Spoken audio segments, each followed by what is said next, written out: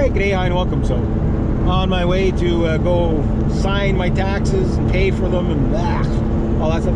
But I was talking about like megapixels and cameras and you know how ridiculous everything is there now. Let's say, okay, you're a stock photo guy. Okay, stock photo guy is all about the bells and whistles. It really is. But at that point, if you're a real stock photo guy, you're probably going to be shooting medium format. Which I'd love to have a medium format camera, but is it required? You know what I mean? Like, medium format cameras, the only thing you really win out there is the low light settings with the lenses, right? Just ease of use. But pretty much any mirrorless camera can compete with any medium format camera out there. And I know there's people push back on it, but I'm like, guys, if you shoot, take a Z8, right? Or a Sony A7, whichever variant they're at right now. The top of the line Sony A7 mirrorless, right? Full frame. And shoot it on its highest resolution, in its largest format, right? And you were to put that photo in a photograph or print it out 1-to-1. It would be almost the size of the Empire State Building. You know what I mean? Like, it would be that big to really print it out or blow it up to that size, like what you could get out of that, right? It is just a ginormous size. So the resolution and detail you can get,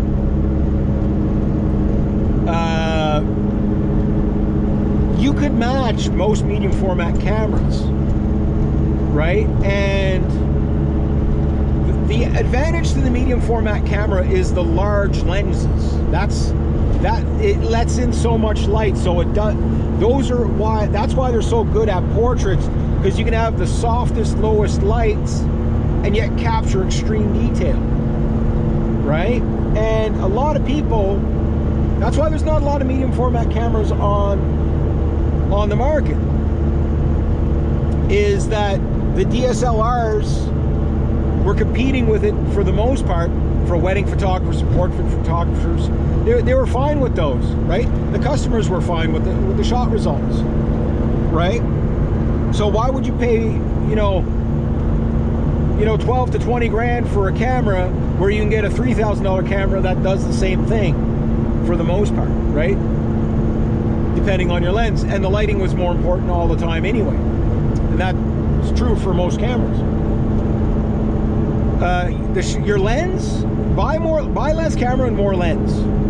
Every pro photographer has told me that over the years, where it's just like, everybody wants all the bells and whistles, but you're better off to buy less camera and more lens. Because the lens is the first line of your shot. How fast the lens responds and how sharp the lens is really after that, everything is curated on that. You know what I mean?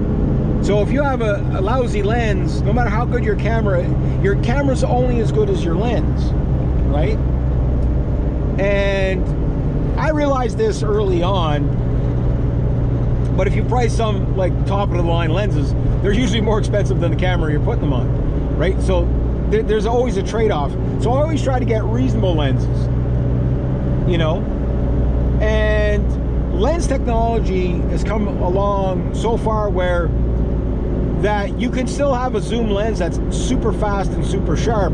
Prime lenses are really, they're not economical for most, unless you're buying older generations of a lens, right? But if you know what you're like, I'd rather buy a slightly older 1.2 lens,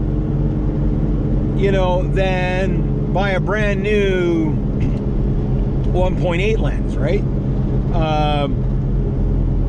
As long as the glass is still good and it's clean and all that. And sometimes, if you buy, lenses that are, say, 4 or 5 years old, and you get them for 2/3 the price, they can become a real sweet deal. But what are you going to use the most? Most people are going to use zooms. Families, photos, wedding photos, vacation photos. You need the zooms. going to slow down so we can see this Mustang a little bit better. No, that's an RT, sorry. Oh, that's a Charger. Is that a Charger? No, that's not a Charger. What is that? Roadrunner? Not too sure. It's an RT anyway. Yeah, so the bottom line, I guess, is like, you know, like looking at some older DSLR cameras and stuff, I still love the DSLR. I'm not opposed to mirrorless. I understand all the advantages of mirrorless, but I also, you know, like, love the experience of that clack.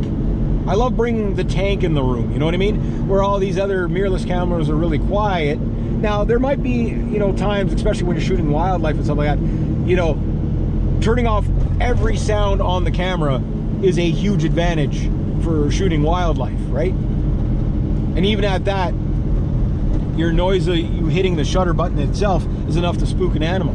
You know what I mean? Because they're so sensitive to everything, right? Sound, you know, movement, etc. So yeah, the bird guys, they have to almost go mirrorless, because, you know, hearing that loud clack, clack, clack every time they, you know, and mirrored cameras, the DSLRs, they don't get quieter over time. Like my D100 is the noisiest thing in the room when I'm shooting photos. You know, it's clack, clack, clack, clack.